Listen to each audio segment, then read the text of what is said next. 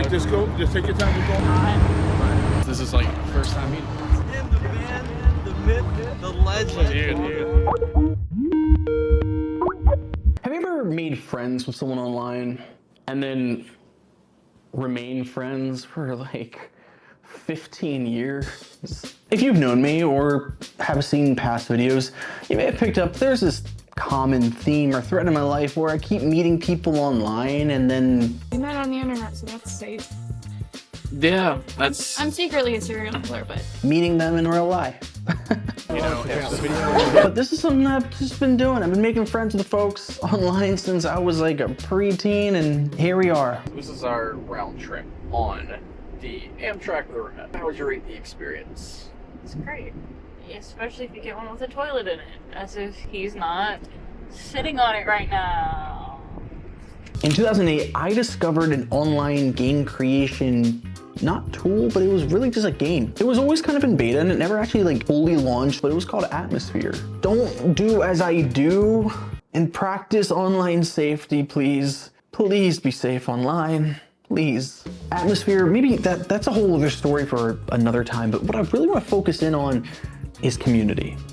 Because through that, I met these other players that we didn't just talk in game or on the forums, but we would move over to Skype. Yeah, moment of silence. So with two of these folks that I met through Atmosphere, I started like this gaming podcast with this guy Seth that we like co-hosted, and we did this back in like 2010. Hey guys, welcome to the Game Boy podcast. There's like almost no remnants of this online. It's all been kind of purged or just lost. Who this story is about is that third person, and that is Joe, or as some may know him as. My name is Lander Alpha. We're going to be talking about the current state of accessibility in Pokemon Go with my friend, none other than the wonderful James Rath. Now, James, so one thing I want to talk about really quick while we're getting into this is not our first time doing something like this. That's what feels so nostalgic about this in a way. It's been well over a decade though. So these were just online friends. Didn't know them in person. At least I didn't know Joe in person. That wasn't until, well, this day.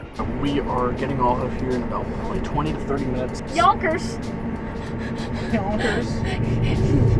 Apparently passing Yonkers. We're at New York City. Bill, what'd you find? Pokemon cards. As I've made it very clear, like in past videos, I'm a fan of Pokemon. I've been with it, it's been with me since I was a kid. It's my earliest memory. I don't know how much more you can express that you're a fan of Pokemon than climb Japan's tallest mountain in order to beat Pokemon GO version in real life. And as far as I was aware, my friend Joe, he hadn't really been with Pokemon, or at least as invested in it. That was maybe up until come 2016. Back now with something that may explain any odd behavior you've seen on the streets recently. The smash hit mobile game app Pokemon Go has only been out for a few days, but it's already got millions following their smartphones to the most random places, and police fear possibly into harm's way. If you remember 2016, it was like you could not escape Pokemon Go that summer. What's wrong with you people? What are you, blind? Gang, gang! At the time, I was living by the water in Los Angeles. Santa Monica Pier is where hundreds, if not thousands of players would show up during this summer to just all cultivate this community, this sense of belonging, and we all played it. So Pokemon Go is annually put on this festival. When they launched this back in 2017, it had a rough start. Not that no one showed up. Oh, a lot of people showed, too many people probably showed up. And they could not withstand the bandwidth on the networks. Have you seen Heracross originals? Has anyone seen anything other than Heracross? But things in technology have improved, and the scale of it, you know, this is now like 8 years of Pokemon Go, and they figured it out. So Joe was going to be in attendance, but as a notable trainer, this is a thing that Pokemon Go has been doing where they oftentimes get some special treatment or access or opportunities, and Joe has always been a content creator. Now the kinds of content he's made over the years has changed, much like myself. At some point, Joe was playing Pokemon Go in content, and the community noticed. And Joe provided a sense of belonging to people when he would live stream the game and give people a place to chat, trade, battle. Good morning, everyone. So before heading to the festival, Dylan and I are in New York City. Now, Pokemon Go was having their festival on this island where they were letting thousands of players on at a single time, but you really had to reserve different time slots, so we were set for the afternoon. So that morning, stop at Nintendo store, because what else would you do? Thank you. On in. Get our supplies, our necessities, move on.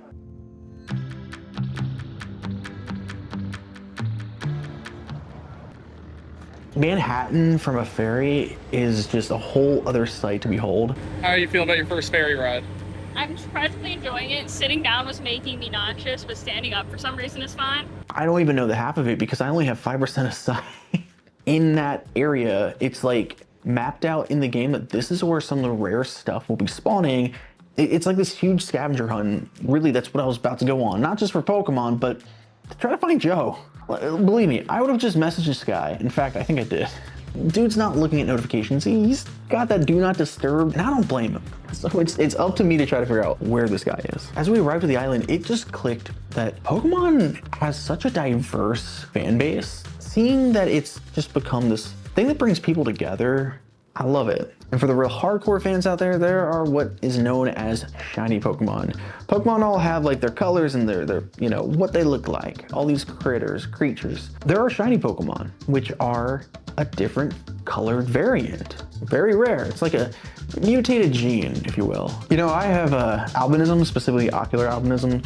I have that mutated gene. I'm basically like a real world shiny. That's true. Do you see the big baseball stadium? I don't see much. Sorry, blind joke. I have to. Sorry. God, I'm gonna punch you. Actually, a lot of the times when I'm playing Pokemon Go personally, because I have a hard time seeing the screen, I will of course use things like zooming in, but I've learned a lot of the sounds that Pokemon make. They're all making individual different sounds. And I kind of just have that muscle memory of how to like navigate the menu typically. I sometimes don't even look at the screen when I'm catching. With my relationship with Pokemon Go, it's one of those things where I marathon it for a while and then I just casually and passively play it. But this game in particular encourages that, and that's Land of Livia, which is today's sponsor. And the great thing is, even if I'm having a bad eye day, unlike Pokemon Go, which doesn't have a whole lot in the way of accessibility features, Land of Livia is accessible. It really gives you the opposite vibe of Pokemon Go, but in a good way, like the calm, story-rich, and accessible gameplay experience. It's even earned a spot in my games folder, which I'm pretty particular about.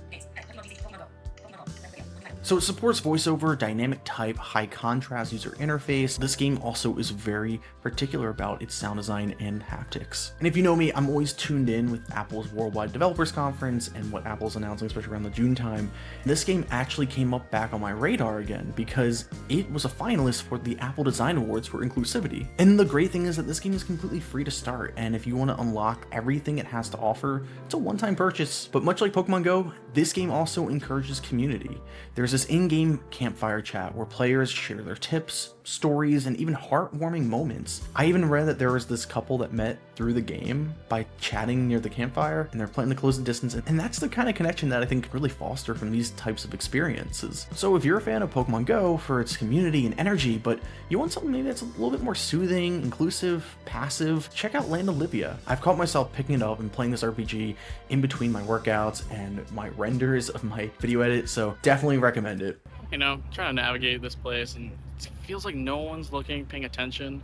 Everyone's just looking down at their phones. I noticed a giant yellow thing on the route to Joe, this big yellow tent. When you sign up for Pokemon Go, you pledge allegiance to a team. There's one of 3 that you can choose from. There's Team Instinct, yellow, Team Valor, which is red, and Team Mystic, which is blue. I believe Joe is Team Valor. I've always been Team Yellow.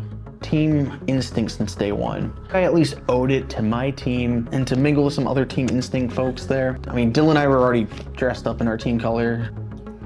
You know, some might say that we're dressed like bumblebees. I more so than you, because you don't know how to stick with the theme. We found our people. Hi, Team Instinct. Have we been having a good time today? But this wouldn't be an ordinary James Rath story without getting out of my comfort zone a little bit, without seeing different. You know, meeting new people can be a little nerve-wracking. Walking up to a stranger, ask them, hey, do you want to be in a video? Do you want to do this activity for fun? I wanted to just bring some joy. I wanted to just meet some folks and spread blindness. Are you okay being blindfolded? Yeah. By chance? Okay. I brought this blindfold and eye shade for folks to wear. So that's what I was doing at the Nintendo store. I bought some Pokemon plushes. What'd you say your Pokemon knowledge is kind of at? Relatively good. Okay, so I'm gonna hand you a Pokemon. Okay. And you can't see, right? No. Trusting you. And you try to tell me if you can guess what the Pokemon is. Oh, yeah. Based on just feeling it. How many guesses do I get? Let's go for 20 out of 20, because 20? Feels like head. This seems kind of like a Riolu, something like that. body similar, that's close. Okay. Oh, Trico. Trigo? Awesome, second try. Thanks, man. Yeah, of course. What was your name? Logan. Thank you so much for playing. Anna, Ethan, nice to meet you. My name is James. Close your eyes. Perfect sight. Perfect. All right, you got it. You got it, but what about you? I don't know. Anything first coming to mind? Nothing. Can I give you a hint? I would like a hint. The tail is fire. I don't even know if it's much of a tail, more like a butt. Correct. You got it. If the head was throwing me off. What's been the highlight for your Go Fest so far? Honestly, it was a pleasure meeting you. Yeah, this I was think really this is really awesome. This was like a lot of fun. It took a lot for me to kind of like build up the nerves to do this. At the time, I was putting Dill definitely out of her comfort zone by doing this, but I was also putting myself out of my comfort zone. By just putting yourself in these situations to see different, you never know what could foster from that. So I got to know quite a few folks, and it was a fun time to meet these people. Yeah, I caught this challenge of doing backflips. That's amazing. I was like, oh god. You guys were just like talking, I was just like, The event was actually getting close to closing, and I still really hadn't found Joe, and they said to look towards this giant volcano. Eventually, I realized what they were talking about when I came across this giant prop. Found our way to the volcano. You found any good shiny? I got a shiny Lucario. So this is the area where they were doing the meet and greets, and this is where I would find Joe. Hopefully, if he didn't leave already. Like, meet and greets were wrapping up. This started to feel kind of surreal. I mean, Joe and I, especially with our friend Seth, started this podcast called The Game Void, which probably has little to no remnants online anywhere. You know, we'd spend hours on these Skype calls talking like games, tech, and then... Oh my gosh. It's him, the man, the myth, the legend. Dude. Father Howard. There he was. It's amazing. Dude, I've known you for well over a decade. Yes, it's crazy. Started with podcasting before it was...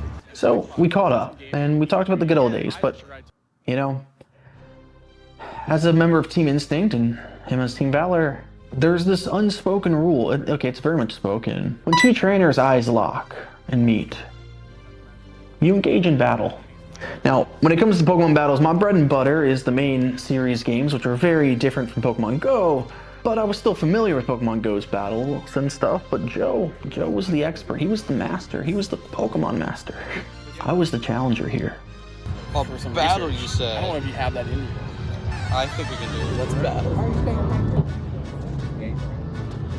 Ah, alright. I like the value. I like that. Like, it's like, we're like 5 hours into the event. It's a simple one. It's the first Ultra League battle I've done in a while. Oh yeah? Oh yeah. What league are you usually? I love Great League. Great League's a lot of fun. I'm not really a PvP person, but if I'm gonna do it, it's probably Great League. That's fair.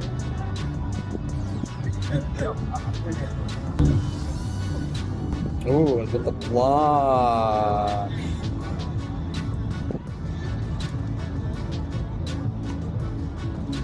Ah, ha ha. Okay, got the coverage. Not gonna hit with the fire type. That's fair. Yeah, I'm sure this is gonna be a hydro cannon. Yeah, there it is. There it is. Got a perfect, not a hundo, but it was perfect attack. I like that. That's good. That's good. All right. Greninja, you shall prevail for now. Alright, like that. Oh, you tried to shield bait me with the Night Slash, I see. Aha! Okay, okay. I respect that. I respect that. But now what's coming? Is it a Hydro Cannon or is it a Night Slash? I think hit me with the Hydro Cannon. Oh, it is Night Slash. And I'm able to eat that. Because I anticipated that I probably could survive either one. Maybe you can come back and scrape me. Oh. By the way, I love Shiny Luxray. So good. Damage. That did take, that was a decent amount of damage, absolutely. Joe brought legendary Pokemon. Team Valor shows no mercy. Yes, sir. Someone was looking for a shiny Garantina earlier at the Instinct booth. Oh, were they? Yeah, Oh. no one had it. Or Really? willing to give it up, at least. That's very interesting. Okay. Hello? I'm tapping Shadow Sneak. Did you tap fast enough? I did! Oh my god! It didn't let me get the charge It move looks off. like Fangs. Is it gonna be enough? Not quite enough, unfortunately. That's a bulky. But I will. Guaranteed. It worked anyway. Hats off. Thank No you, sir. VPCs. Ain't 2 out of 3. Thank you, sir. Appreciate Pleasure. that.